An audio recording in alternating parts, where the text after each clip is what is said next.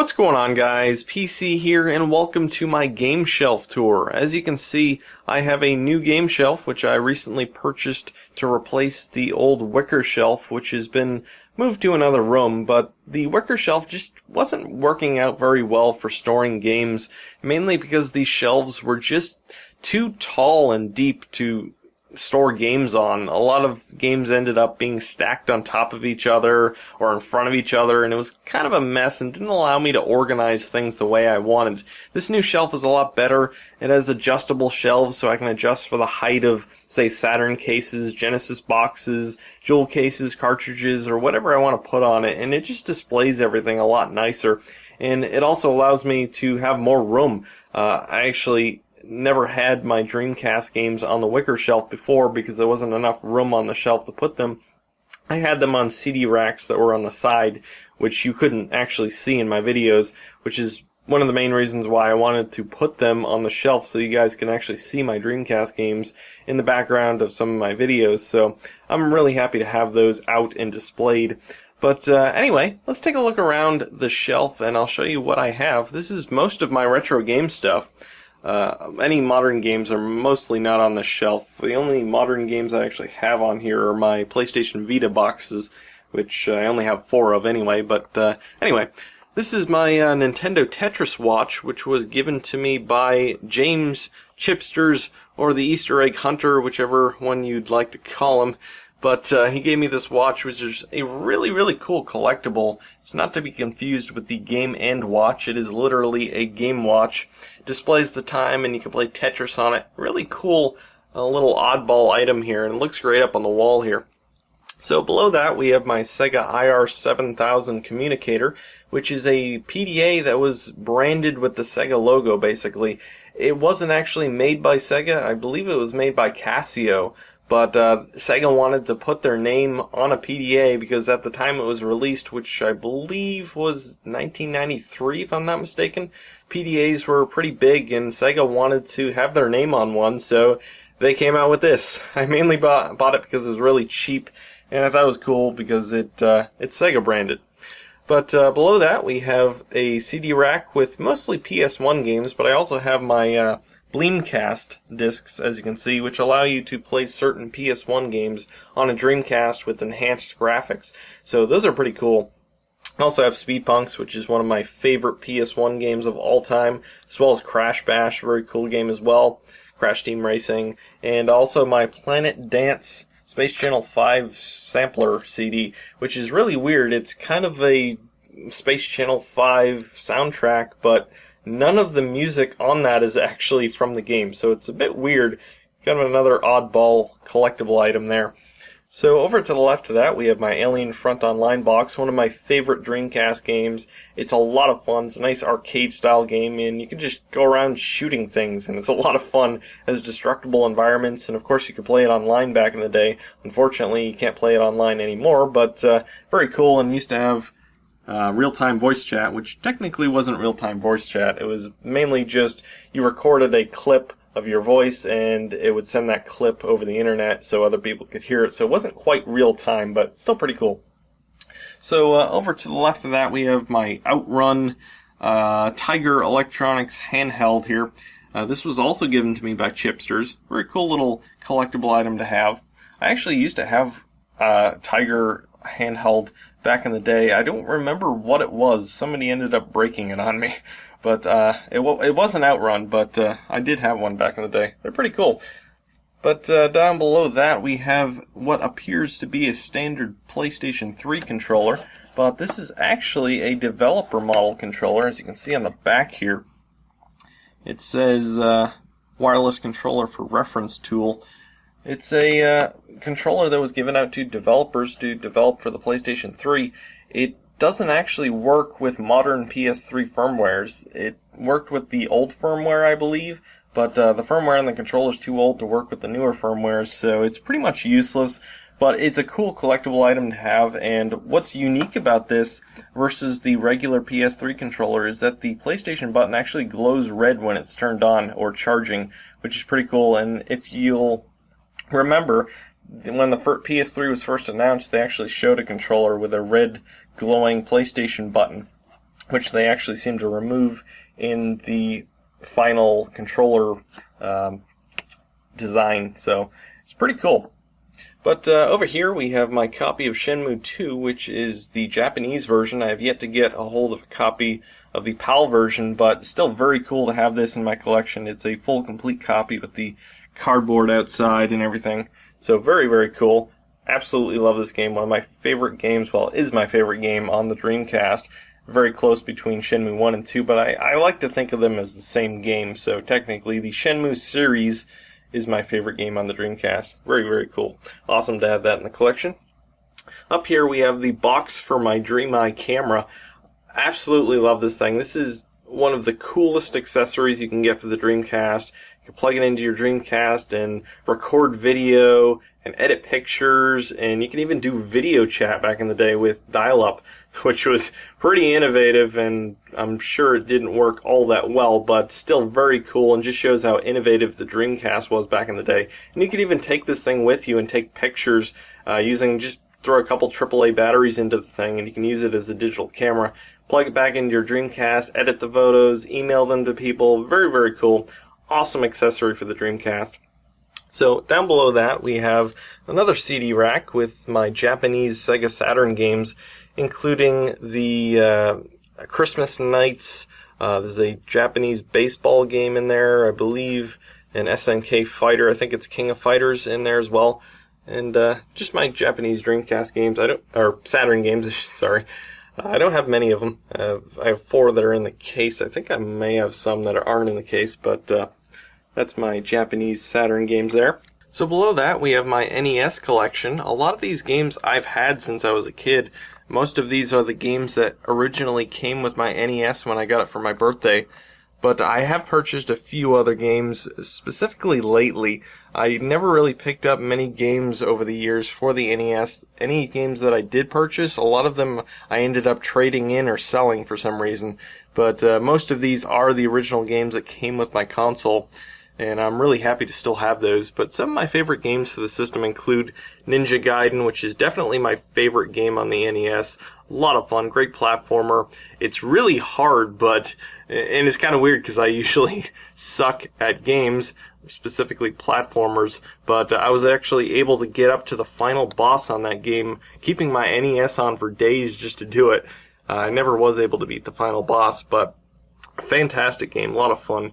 Some of my other favorites include Rescue Rangers, great platformer, excellent co-op, Dragon Warrior, one of my favorite RPGs of all time, Renegade, which is a fantastic beat-em-up, Spy Hunter's pretty cool, Contra, of course, fantastic game, 3D World Runner, I used to play that a lot, specifically with the NES Advantage controller. I don't know why, I just love playing it with that. A lot of fun. I never actually played that with the 3D glasses, though. I'll have to do that sometime. But, yeah, that's pretty much all my NES games. So, down below that, of course, we have my Dreamcast collection, which I have, I believe, about 120 games or so currently. These are all my complete games, but I do have actually more of them, but they're just discs. I don't have too many of those, but I do have some that aren't complete, that aren't on the shelf here. But I am going for a full Dreamcast collection, so I hope to eventually get there. That'll be pretty awesome. Over here, down at the bottom left of the Dreamcast games, we have my Japanese collection, which I don't have too many, but I have some notable titles here, including F355 Challenge, Pro Yaku Team Baseball, which is a lot of fun. It's a cool cartoony baseball game. And Mobile Suit Gundam Gairen's Greed, which is a terrible game to play if you don't understand Japanese. It's some type of strategy game. I actually attempted to play that in a previous video, and it didn't work out too well. And, of course, Visual Park for the DreamEye. Really cool software package that comes with the DreamEye camera. We have Pen Pen Triathlon, cool little quirky animal racing game.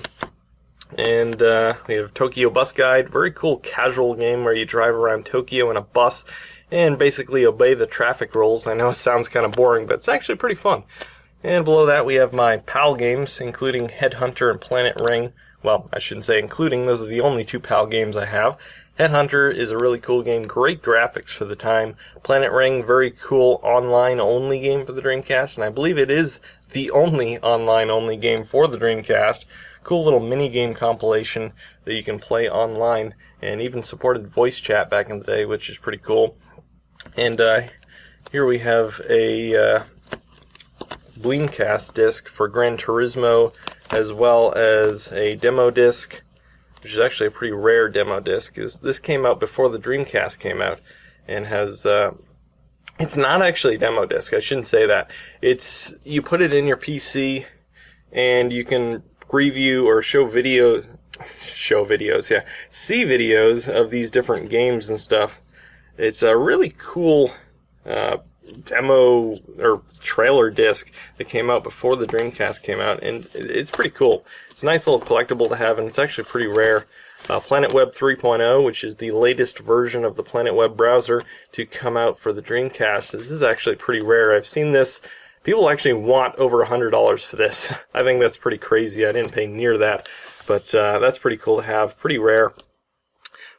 So below that, we have my Super Nintendo collection, including Super Mario Kart, Urban Strike, and Star Trek The Next Generation, which are the only complete games I have for the Super Nintendo. All the rest are loose games, like these, including Dennis the Menace, which is the only recent game I've picked up for the Super Nintendo. A lot of these I've had forever, but Dennis the Menace I just recently picked up for my Fun for 5 challenge series. Kind of a cool game. It really doesn't follow the plot of the movie at all. It's just kind of random, but it is pretty fun. But below that, we have Super Bomberman 2, which is one of my favorite Super Nintendo games. A lot of fun. I absolutely love the boss battles in that game. And below that, we have Disney's Goof Troop, which is another really fun game. It's fantastic in co-op. Over here, we have Super Mario All-Stars. Of course, nothing really much to say about that. Fantastic games. Legend of Zelda: A Link to the Past, one of my favorite Super Nintendo games. So much fun. Below that, we have Indiana Jones' Greatest Adventures and Shadowrun, which is my favorite Super Nintendo game of all time. It's a phenomenal RPG. It combines elements of magic and technology, and it has a really cool storyline. It's just a lot of fun. I've completed the game several times. I have a blast every time. It's a fantastic, underrated Super Nintendo game. I definitely encourage you to check it out if you've never played it. But over to the right of that, as you can see, they're N64 games. A bit hard to tell what they are since they have no labels. But I don't have a huge collection of N64 games. There's Mickey's Speedway USA. And to the right of that, we have Monopoly, Turok,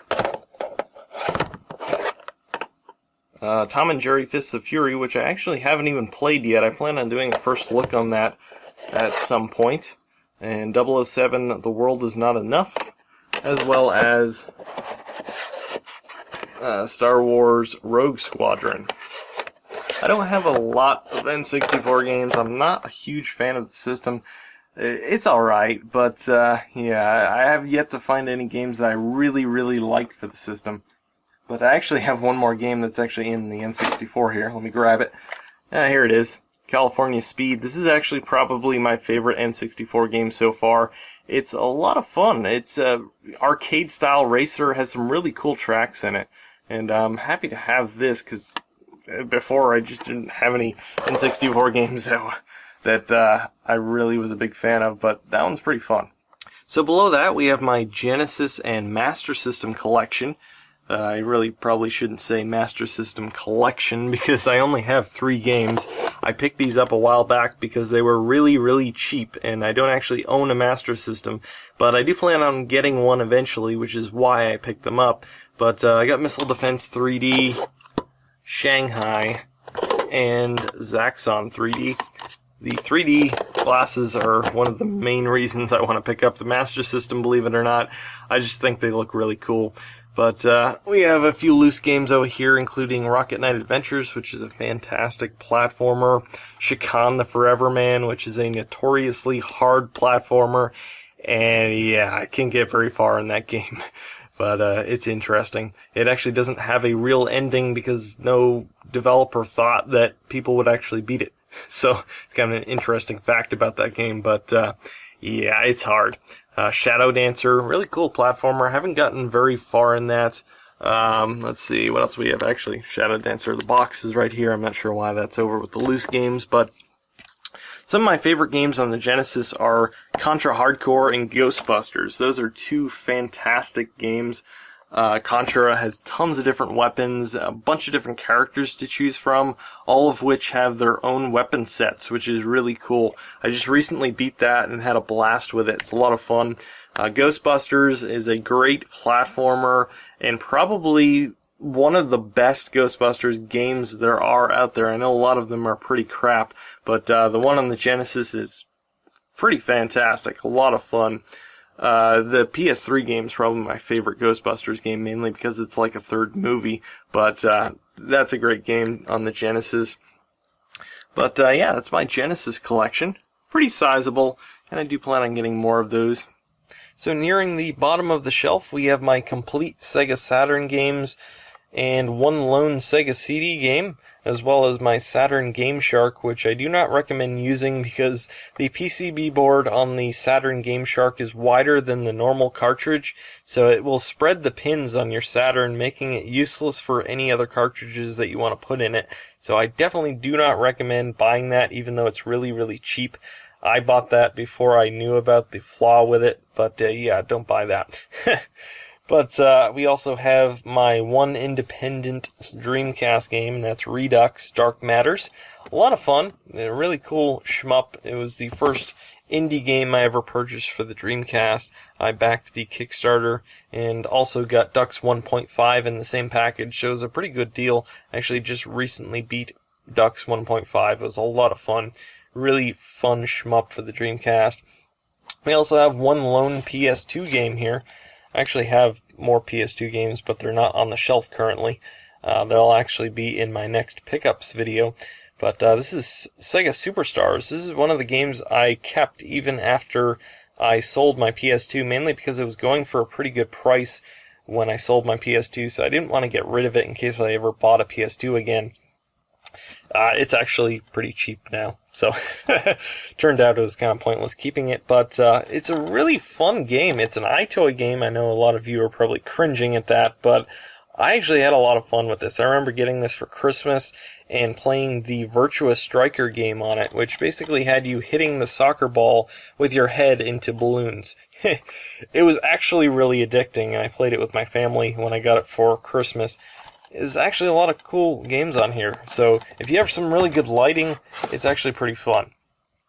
But we also have my PlayStation Vita games, which are the only modern games I have on this shelf. I don't know why I decided to put them on the shelf, maybe just because I don't have many of them, but yeah, these are my Vita games, including Unit 13, Hot Shots Golf, Need for Speed Most Wanted, and Little Big Planet Vita. I actually really like the Vita.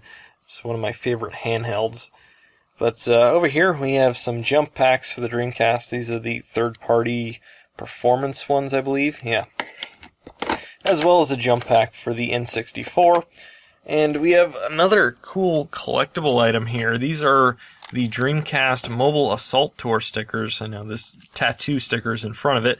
But these were given out at the Dreamcast Mobile Assault Tour, which was a promotional tour that Sega did around the US to promote the Dreamcast. And they gave out these stickers, as well as, actually, I forgot to show it to you guys. Let me go up to the top here. Way up here on the wall. I forgot to mention this, but this is my Dreamcast dog tag, which came with the stickers as well as the tattoo. These were all promotional items given out in the Mobile Assault Tour. Really cool to have. This is probably my favorite oddball item in my collection. It's really, really cool. It's a metal dog tag, says Sega.com on the back and Dreamcast on the front. Absolutely love this thing. It looks really cool up on the wall here. But back down to the bottom of the shelf here. Yeah, these are the stickers that they gave out at the tour as well as the tattoo or temporary tattoo. So over to the right of that, we have my PlayStation games, or actually some of them. These are just my double disc cases because they wouldn't fit in the disc holder up top. But yeah, I have Metal Gear Solid, which I recently beat for the Cartridge Club. Shout out to the Cartridge Brothers, who host a cartridge club every month where people will play a game and then they'll talk about it in a podcast at the end of the month. I recently beat that for the cartridge club, and that was actually a lot of fun. You're probably surprised that I haven't played that before, but I never did, and it was a pretty fun game. Gran Turismo 2, haven't played it yet, and Worms Armageddon, which is one of my favorite PS1 games. Absolutely love the Worms franchise, and if you don't know what it is, Worms is basically you play as a team of worms blowing up other worms with various weapons, including the banana bomb and holy hand grenade. Absolutely love that game, so much fun. And we actually have one lone Genesis game that wouldn't fit on the shelf up here, and that's Family Feud. So, below that, we have just a bunch of controllers. And that's pretty much it. And that concludes the tour of my new game shelf and my retro game collection. Pretty much my entire collection is on this shelf with the exception of some loose Dreamcast and Saturn games which are in some CD wallets, and my Game Gear collection which is actually in the closet there, which I may actually do a video on in the future. But anyway guys, if you enjoyed this video, don't forget to comment, rate, and subscribe, and thanks for watching.